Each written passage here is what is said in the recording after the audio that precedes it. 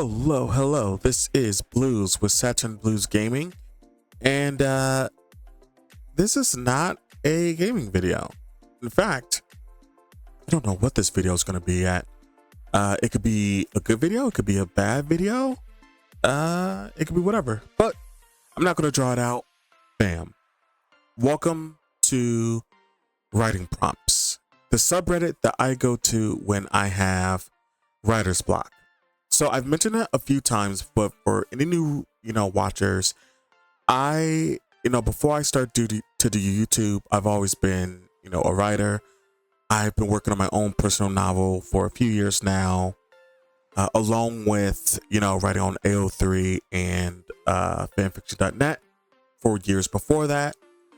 I am a writer. And then I decided to do this YouTube thing. And since then, I've been trying to figure out how to take my love of writing and, this YouTube thing and combine them. And when I was struggling with my book, and started to go through my normal deal, I was like, you know what? Let's just make this a video. So when I need to shake up the cobwebs or get the juices flowing, I come to writing prompts. And today I am going to, shake the cobwebs off semi-live on camera. So here are the rules that I set up for myself. The first, when I start a prompt, so here are the rules I set up for myself. It's a little bit hard to explain, so if it's too much, just let me know. The first, I can only give up on one story, so I can only abort the mission once if I'm not liking the way it goes. But if I've already pulled that lever, I can't do it again. So even if I'm in the middle of a story and, I don't like how it goes, too bad. I've already escaped one story. I can't do it again. 2, if the story has comments, you have to read the comments. And for people that have never been on writing prompts, some of the comments are the actual stories themselves. So this is a story, this is the story, that is a story. So whenever I'm done with the story and it has comments, I have to read through it and see if it's better than what I came up with. And then the final thing is to just have fun. If I need to take a breather, stop for a second, then I stop for a second. This might be very good or very bad, but I wanted to do something unique, something I don't see other, YouTubers are doing, especially those as a vtuber, writer, whatever I am. So here are the rules. I can only abandon a story once, but I can't do it again after that. If they have comments that have their stories in it, I have to compare. And that's it. Like I said, this might be a good video, might be a bad one, but I want to try something new. So let's take a look here. See what ones I want to do. Ooh, I like this one. Farming the debris of a space battle a decade ago, the crew stumbles upon something unexpected. It has 4 comments, 17 likes. I'm going to make that a cool svelte 18. Even number for the win. Any stories here? Yes, there are. Perfect. All right. So we got our first prompt. Let's move down the music. And then let's find a song that'll match the tone of what I want to do with this. But I don't know if there's a song that, like this is always the hard part. Is is find the music. Because for me, I feel like the music sets the tone, you know? The music sets the tone.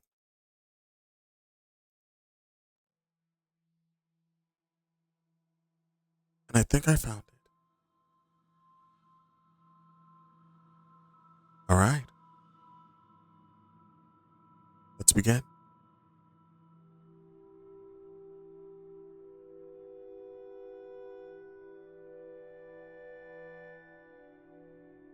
A child.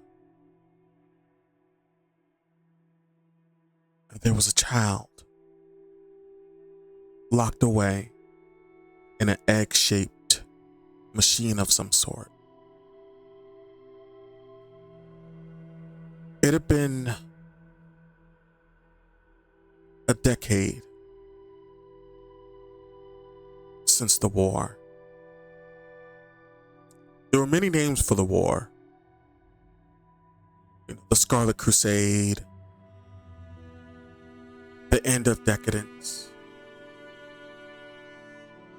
the tragedy. There were many names that this war was called, but when it happened all too quick. There was an alien invasion. Humanity and this unknown force went to war. And it was a long and brutal war, but in the end, peace was there.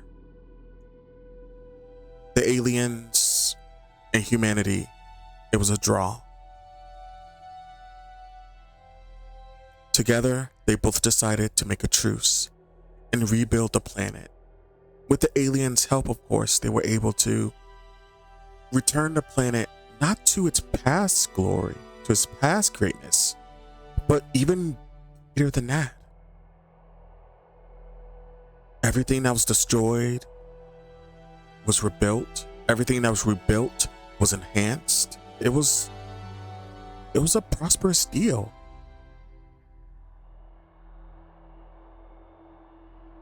But seeing this child in this egg-shaped container of some sort, in this machinery, it brought back memories of the war that I went through. Because this wasn't a child. I kneel down, I brush some of the dirt off of it.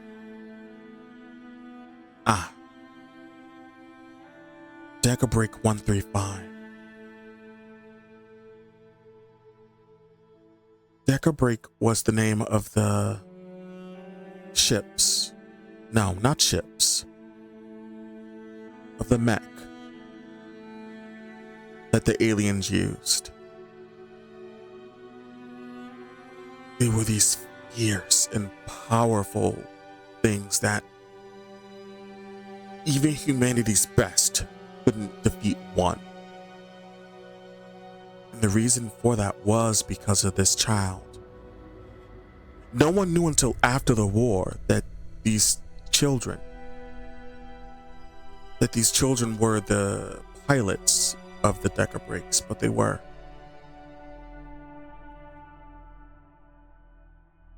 Were they even children?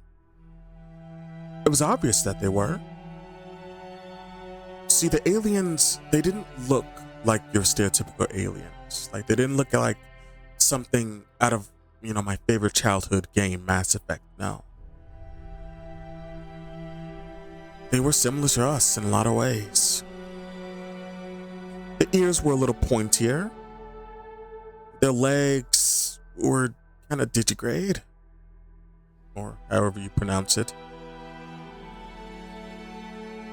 And when they blinked, it's actually quite disgusting. It seems like they have two eyelids, one that goes from left to right and up and down. Their eyes, they didn't have sclera. It just looked like a cat's eyes, full all iris. But Other than that, they look similar to us humans. You see, these children, they were the pilots of them. And we all thought that they'd all been freed, that they were able to move on with their lives. But it seemed like this one didn't. They were still trapped in the pod that they would have ejected from during the battle when their decker brake went down.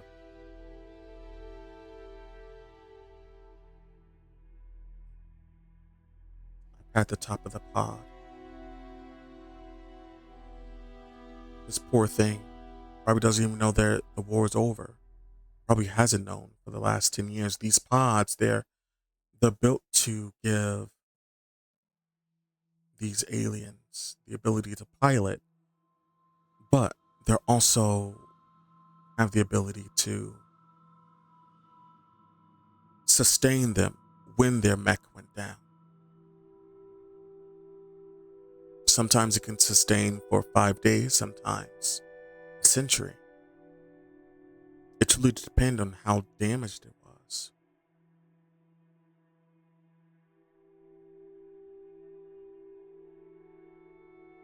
Sitting out there, looking at the pod, debate with myself. Is this something I really want to tell the others? That a relic from a war long past is here?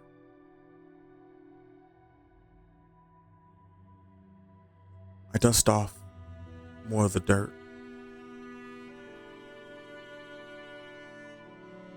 The pod itself, it had glass.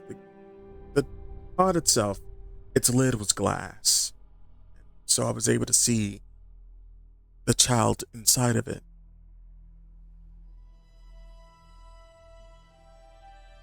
She looked a lot like my wife.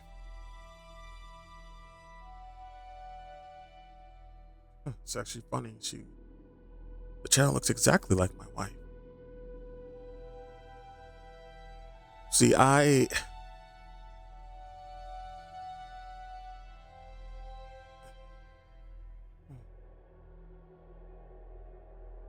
strange. One of the reasons why there was a truce was because of me. When I was a young boy,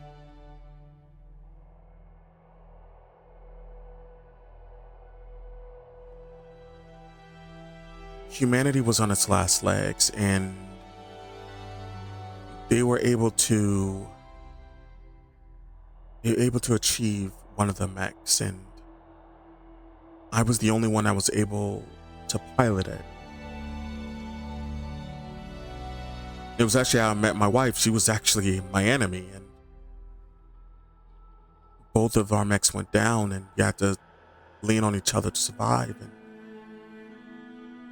being the only child that could pilot one of these mechs, the only human child that can do it, I was prized. And my wife, she was the general of her troop, and she mentioned that she had a younger sibling, but we could never find them. I wonder if the child in this pod, the one that's been sustained by this pod that is clearly still active, I could see the glow of its LED lights that are etched into the pod, ebbing and flowing, bright and dark.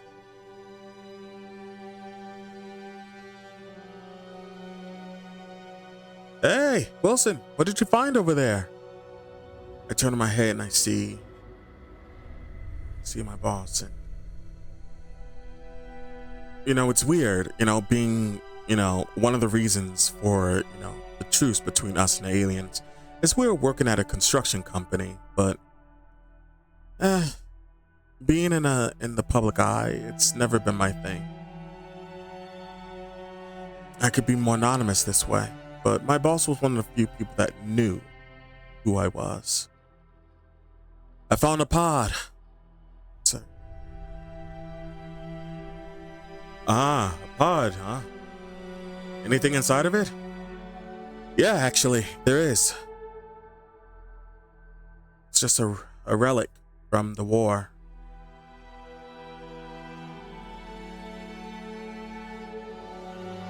Just a relic.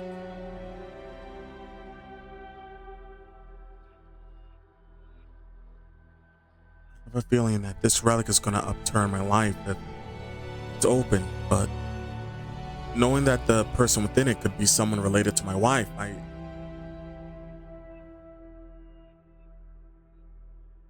couldn't just leave it here. But I knew that if I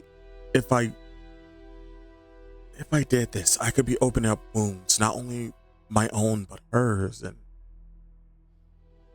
even the world. I don't know if I could. I'm not strong enough to do it again. To relive the things that I had to relive the space battles, to relive losing my friends, my mother, my father, my brother. I don't know if I can go through it. I look into the pod and I see the child's short, pixie hair, always in that strange color, pink, because they all had to have pink hair. The skin, it's dark as chocolate, pointed ears.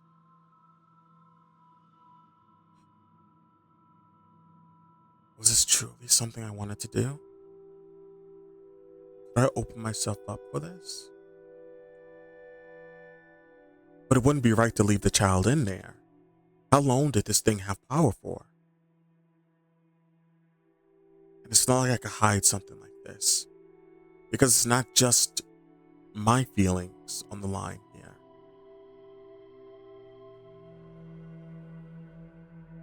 Yeah, there's something in it. I finally answer my boss. And I have a feeling that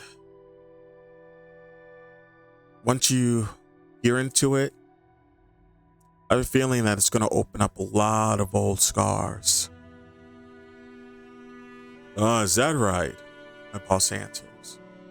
Well, I'll bring it up. Let me get into the crane.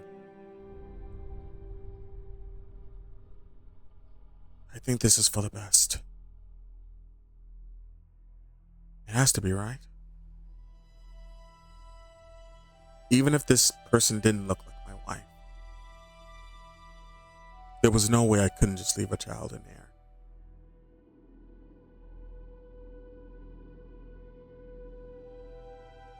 They deserve some peace too.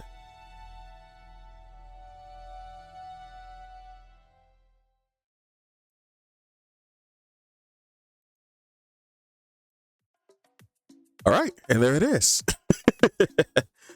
Once I started, I could not stop. I'm not really satisfied with that, with that story. So now that that's done, let's take a look at what other people have written, shall we? Okay, so basically my story was, like I said, when I start my writing prompts, it's all off the top of my head. So the silences, the pauses, it's all there. But the gist of what I was able to make out was, the hero of this war finds, the relative of his wife, and he's debating with himself whether to dredge up, this remnant of this war in the shape of a child soldier who's being sustained by the pod they're in.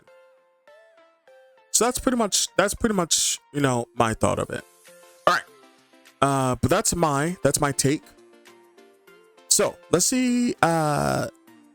This is mic check 1 2 3 4 4 3 2 1. The magnetic grappler's whine filled the cargo bay as Captain Shin watched the twisted mass of hull plating drift closer to their ship. Standard Imperial Navy gravy. Oh wow, Navy gravy? Navy gray. scorched and pitted from a decade of micrometeorite impacts. The debris field from the Battle of Kepler Station still offered decent salvage even after all these years. Easy money, muttered Torres, her salvage operator, as he guided the wreckage through the bay doors. That's at least 2 tons of military-grade durasteel. Shin squinted at the whole section through the observation window. Something was off. Tiny lights dotted the surface, navigation beacons, maybe. Still, somehow powered after all this time. But they weren't random. They pulsed in sequence, almost like Torres' whole possession, she ordered, stepping closer to the glass. Look at those lights. The pattern repeated. 3 short flashes, 3 long, 3 short again. SOS. That's impossible, Torres said, his hand hovering over the controls. It's been drifting dead for... The lights changed, rapid, frantic pulses now. Emergency patterns, distress codes that made Shin's Navy training kick in even after 15 years of civilian salvage work. Then the metal moved. Not the slow drift of the 0G debris, but deliberate, flowing motion. Whole plates shifted against each other with grinding shrieks. What Shin had taken for random battle damage, twisted support beams and torn conduits began to straighten and extend like joints finding their range of motion. Oh my God, Torres whispered. Captain, we need to drop it now. But Shin couldn't look away. The wreckage was assembling itself. Cables snaked out from hidden recesses connecting separate sections. The whole plates reformed as something that might have been a torso, while the longer structural beams articulated into segmented limbs.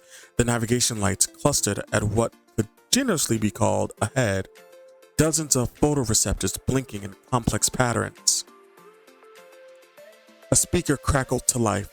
Static, then a voice, crisp, authoritative, with the unmistakable cadence of a ship's captain. Unidentified vessel. This is Captain Miranda Voss of the ISN Retribution. The voice faltered, shifted. Different speaker now, younger, or certain. Wait, that's not... Engineering to bridge. We're showing a massive system failures across all decks. Another voice cut in, overlapping. All hands to emergency sections. Whole breach on deck 7. No, wait, we don't have a deck 7 anymore, do we? The mechanical creature finished its transformation. Now roughly humanoid, but wrong in every proportion. Its optical array focused on the ship. When it spoke again, it was with a 4th voice, older, tired, carrying the weight of the command and loss. Please, it said, the word echoing from multiple speakers across its metallic form. I know how this must look. I know what I've become. But I'm still in here. We're still in here, all of us. Shin's hand moved to the emergency release, but she hesitated. The thing's voice cycled again, a young woman now, speaking with a navigator's precision. I've mapped the debris field for 10 years, 237 days. There are things out there you need to know about, things that are hunting. Captain, Torres urged. Whatever that thing is, it shouldn't exist. Military AI cores have kill switches, fail-safes. Nothing could survive 10 years in hard vacuum. The creature's head tilted with mechanical precision. When it spoke, it was with the captain's voice again. Boss, Shin realized, remembering the news reports from a decade ago, listed among the casualties of the Kepler station. We didn't survive, Captain Voss's voice said through speakers that had once called orders across a bridge that no longer existed. We transformed, and I need you to understand, we're not the only ones. The navigation lights dimmed to almost nothing, and in that near darkness, Shin could see deeper into the debris field beyond. Other lights were moving out there, prowling through the wreckage with predatory patience, closing in. That is really good, actually. That might have beaten me. That might have straight up beaten me. Oh no. Well, mine was was a little bit more introspective. This one was more like, oh no, shit's coming. So you know what? I legit think that this one has beaten out my writing prompt. Damn. You know what? That's fine now. Because that's what it is. It's all, writing debris. And for me, I don't do first person writing. Like, I'm always in, third person like this one is. But I felt, but like when a character speaks, through you, through your fingers, or in my case, through my voice, I can't control what, POV that comes out of it, You just got to go with the flow. And that's what this writing exercise I do is. The character has a voice. So yeah. So that was my little exercise of this. Again, shout out to Troublesome Garb 8 for the prompt. And then shout out to Mike Check 12344321 for winning the prompt, because there's no way like my little introspective shit could ever compete with that kind of sense of dread. It reminded me of like the Geth in a sense. Like this feels like the Geth. And actually, I'm gonna leave a comment. All right, this feels like something out of Mass Effect. You should definitely continue. All right, bam. So that's this prompt. Let's move on to the next. I always like to do two of them, So we did one,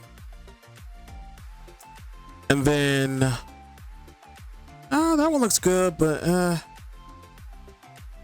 someone from a doomed timeline has shown the good ending. They're relieved that somebody got it right.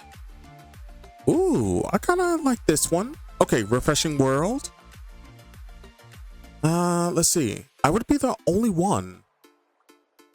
I wouldn't have anyone to compete with, but you know what? I think this is okay.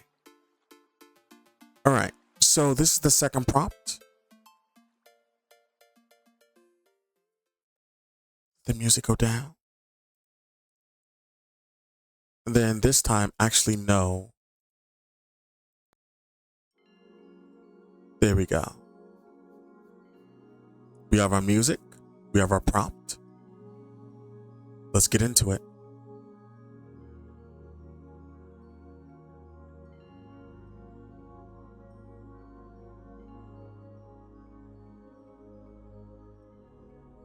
Corey Anderson sits in a large theater.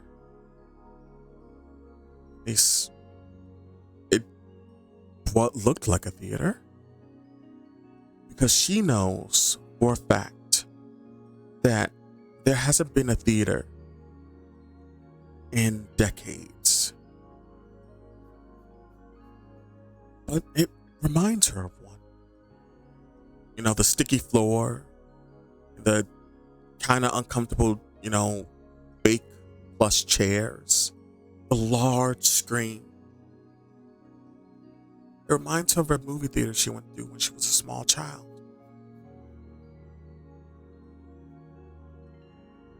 Where was she? The last thing that she remembered was it was just a flash of light. And then she was here.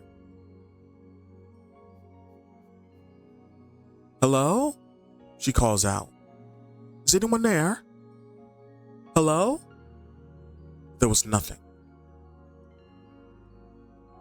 There was silence. All right, I guess I'll just sit here then, she says to herself. Okay, I guess, what am I waiting for?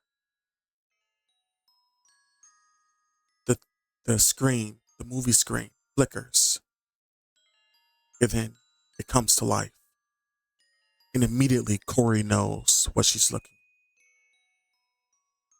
Wait. Is that New York? She hadn't seen New York since before it showed up. The last time she saw New York was on the news. It had been quick. The images, even though it had been 3 decades, she had only been 5 at the time. It was ingrained in her mind. She remembered the large machine. It looked like it was a miniature moon. But it was a moon that was mechanical. If she had to put it next to something, he would say it looked similar to, it was a mix of the moon from Majora's Mask and the Death Star.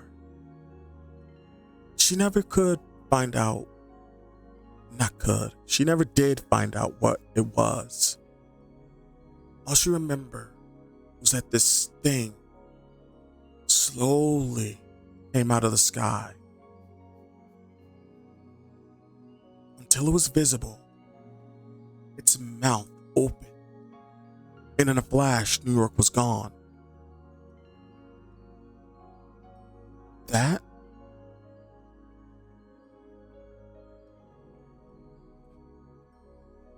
even the memory of it shook her.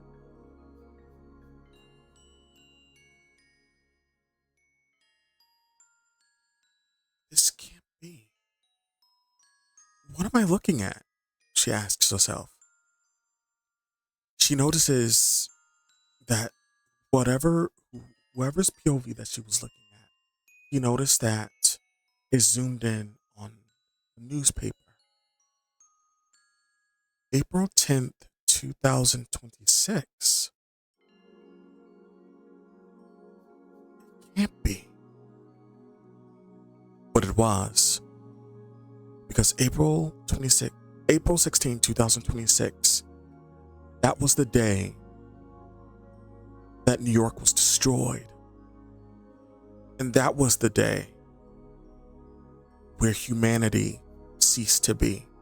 Because it wasn't just New York that was destroyed. Washington, D.C. was destroyed. Russia, China, Japan, South Korea, several places in the United States. Florida, Texas, Utah, Colorado. We don't know why. The last two were picked, but they were all destroyed. No one knew why they were destroyed. No one knew what these machines were. But as quickly as they came, they went. Whatever those things were, their power, the energy beam that they released, was strong enough to equal a nuclear bomb. The world was ruined from then. On that day, Corey remembered clearly. She remembered she was eating a bowl of cereal. And they came when it happened. Her mom wept. Because her father had been in New York that day on a business trip.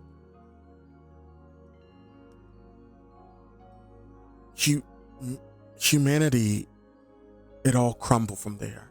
Without anyone, without any sort of control. The riot started, the death started. What was the United States of America became United.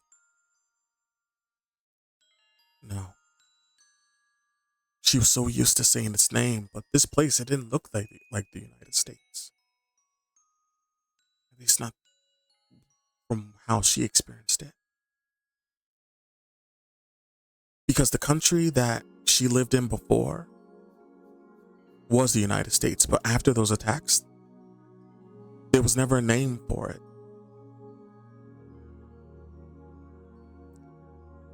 For 3 decades after that, she struggled.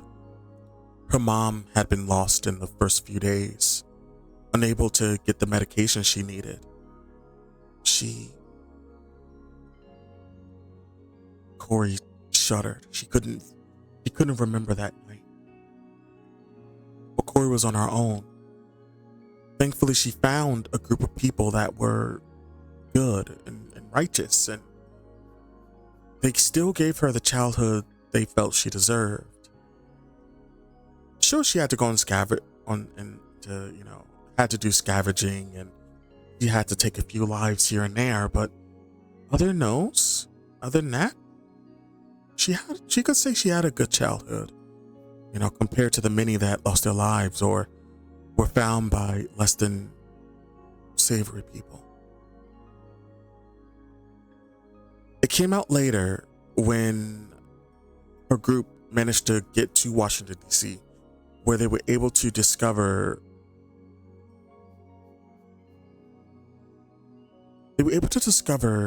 documents that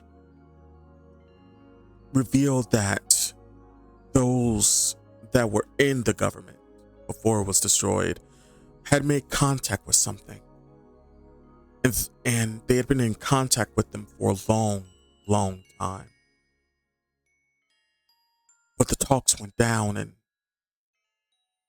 that was all they knew.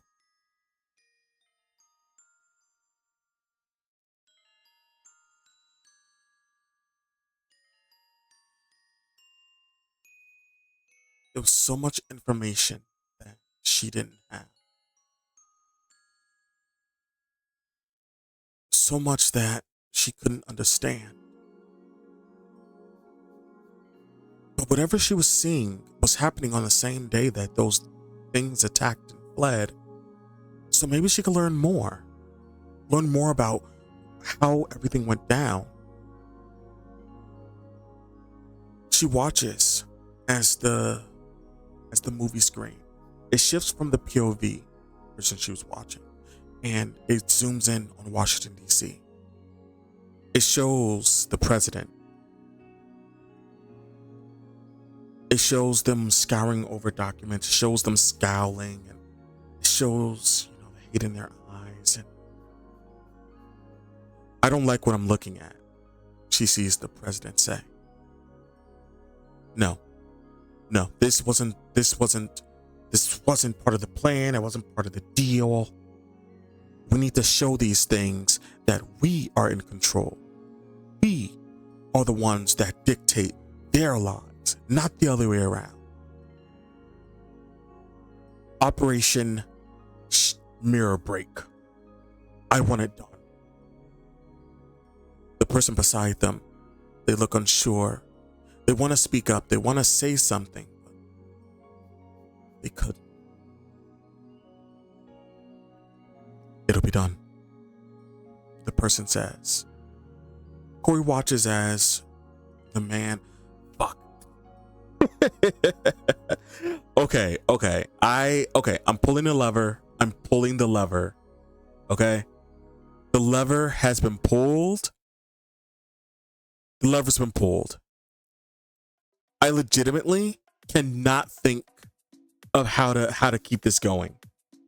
Originally, okay, so to get my thought process, I wanted to make it so like Corey was the one who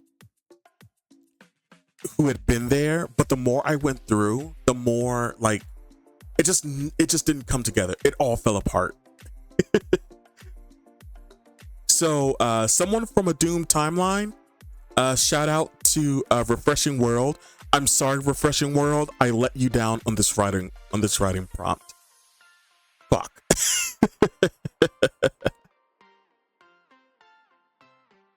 Okay, so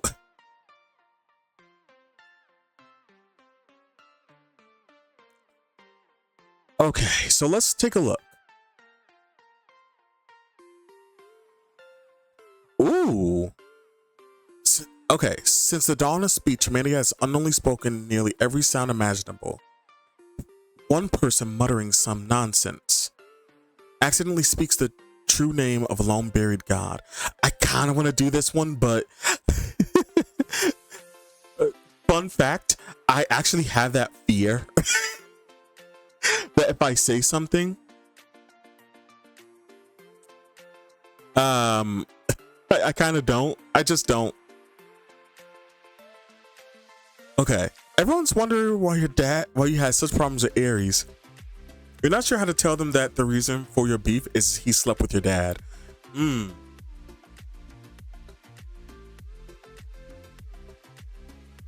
No, that's not a good one. Let's see.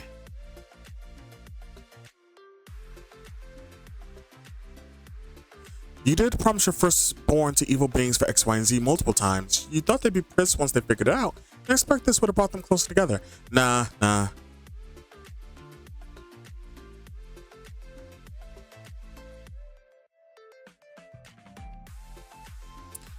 I don't know. I mean, those two.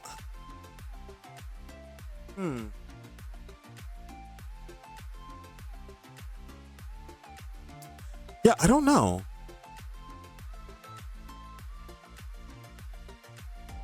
Yeah, I don't know. I'm looking at the rest of these, and like some of them I'm kind of want to do, but I'm like, I just actually, you know what? I withdraw my question. I don't care.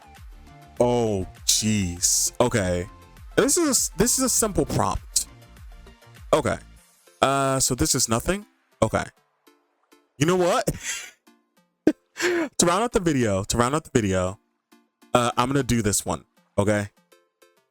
So okay. So let's just turn the music down. Then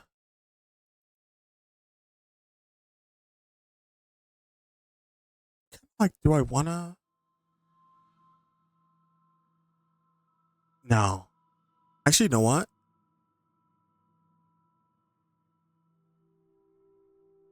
Yeah. You know what? I like this. Actually, you know what? I'll withdraw my question. I don't care. In front of you, 5 behemoths, all made of glowing light, stare down at you in wonder. What do you mean you don't care? One of them asked. You turn your head and you look.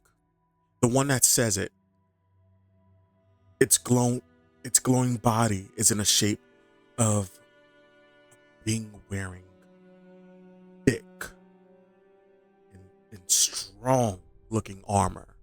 Something that you would attribute to like the knights of old. I don't care. I had the question. I don't want to know anymore. How can you how can you withdraw your question? You know, we've watched your journey, another voice says. You look in front of you and you see the glowing silhouette of a woman. She looks perplexed, like she can't understand why I decided, or why you decided that you no longer wanted your question asked. You knew that all of 5 of these judges, you knew that they had seen your journey. They knew how much you had sacrificed. How could you withdraw your question?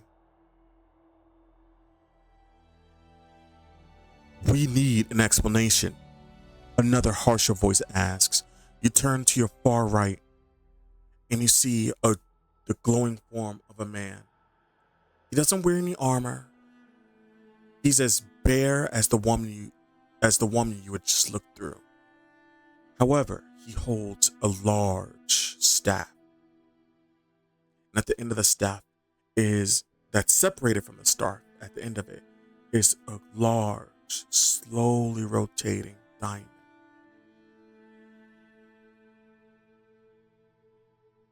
I know that I did all of this to ask this question. You reply. I know the things that I lost. I know the people I've hurt along the way to get here. The secrets, lies that I told. All to know why. But I stand here among the 5 of you and I realize none of it matters. I betrayed my mom by going on this quest in the first place. The same quest that took both my father and her brother away from her. I betrayed the love of my life. I let him drop a cliff as he begged and he screamed for me to save him, because I knew that with his sacrifice, it would give me the key to the chambers that I stand in now. I sacrificed my sister.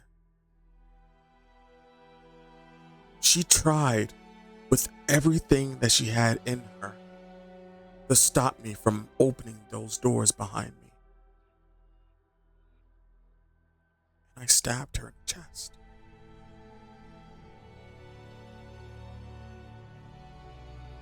All my life, I wanted to know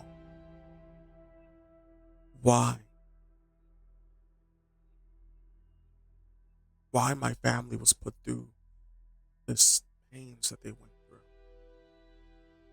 Why my family were the centerpieces of this game that you five, the other five, why we were the middle of it. But it doesn't matter, because no answer I get will justify the things that I had to do to get here.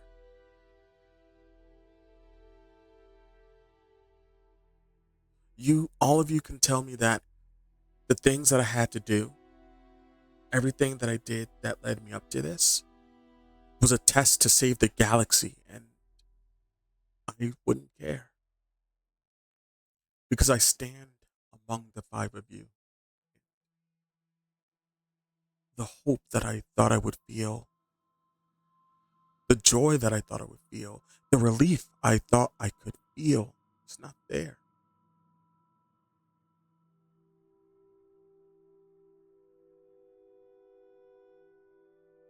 I don't care anymore. None of it was worth it. I'd been so focused on this that there's no point anymore, is there? None of it was worth it. So no, I don't care. I don't care about the answers you guys can give me, because all of you in the Scarlet Court, you all put my family through tortures that no one has ever had to face. And for what? It doesn't matter, because we still went through it. I was still a pawn in your plan and their plans.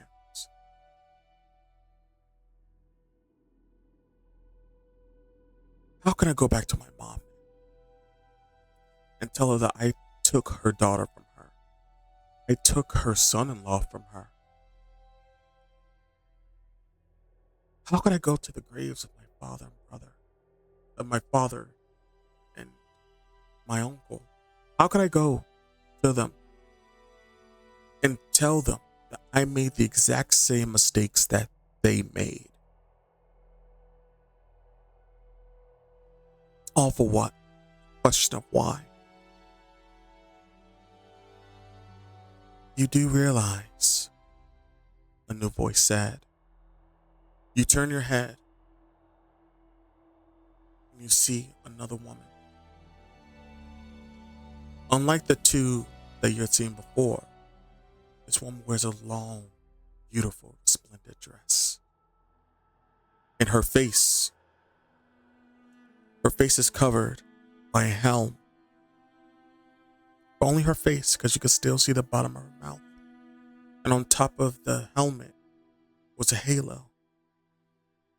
You do realize that if you don't ask your question, that everything that you've done will also be a waste. What will you do once you walk out those doors? No closer to what you're looking for. The things that you've lost, they're devastating. And the things you went to achieve them were devastating. And us here at the Golden Court, we apologize for putting your family into the situation that it's in now. But you came here with a goal in mind. And if you turn away now, without completing that goal, you can turn to your mother and your father, your uncle, and look at their graves, among the graves of the love of your life, your sister, and say that you did it all for nothing. Either way, what you've done, you will feel that it's nothing. At least with the answer to your question, you can at least say they died for a noble cause. So I ask you, will you ask your question again? You look at her, and you realize that she's right. Because you did everything that you did in pursuit of getting the answer that you needed to get. And if you turn away now, even though you realize that all you did was for nothing, it will still be for nothing. It would be a waste. So now you're standing there. Now you're back at the start. Will you ask your question?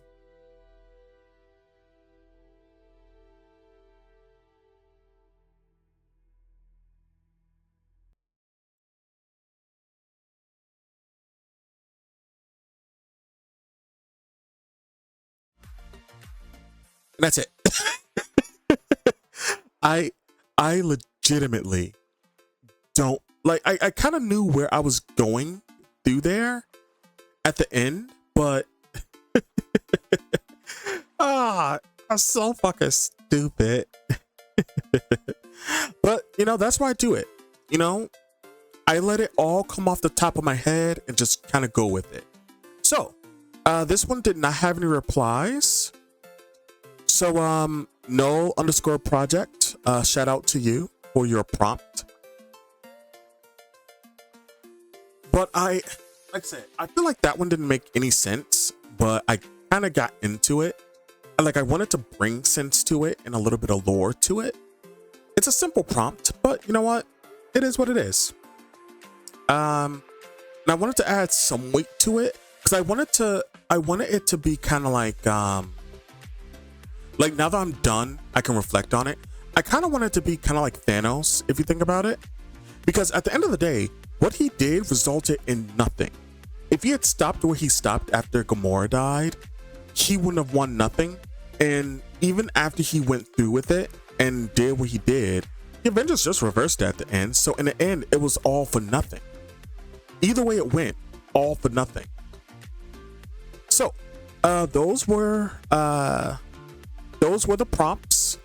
Hope you guys enjoyed them. I'll leave a timestamp for each one after I go through it.